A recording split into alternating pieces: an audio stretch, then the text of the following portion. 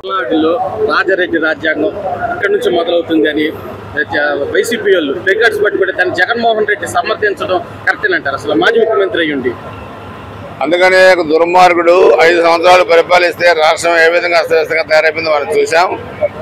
151 సీట్ల నుంచి 11 సీట్లు వచ్చినా బుద్ధి తెచ్చుకోకుండా ఇంకా నరకండి, చంపండి, రాజారెడ్డి రాజ్యాంగాన్ని అమలుపరుస్తా ఉంటే ఈసారి 1 సీటు కూడా రాదు. రాజారెడ్డి రాజ్యాంగం అమలుపరచడానికి ఇది తెలుగుదేశం పార్టీ ఎన్డీఏ ప్రభుత్వం అధికారంలో ఉంది. వీళ్ళ అబ్బా వీళ్ళ తాత ఎవరు వచ్చినా వాళ్ళ రాజ్యాంగాన్ని అమలుపరచలేదు. ఆల్రెడీ 1924 మధ్య వాళ్ళ రాజ్యాంగాన్ని అమలుపరిచే కుప్పగోలు ఇంటికి పోయారు.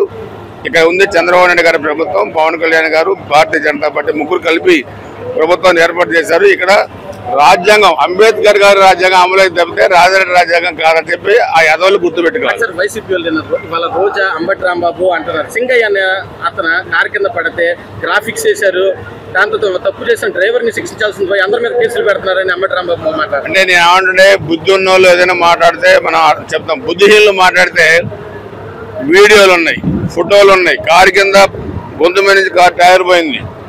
కనీసం ఎవడో సంవత్సరం కింద చనిపోయిన బెట్టింగ్లో చనిపోయిన కోసం పోయి పరామర్శిపోతా సొంత కారు కింద పోయి చనిపోయిన కనీసం పరామర్శించ వాడు మనిషి, వాడు పశువు కింద లెక్క. కాబట్టి పశువులు మాట్లాడడానికి మేము సమాధానం చెప్పాల్సిన అవసరం లేదు.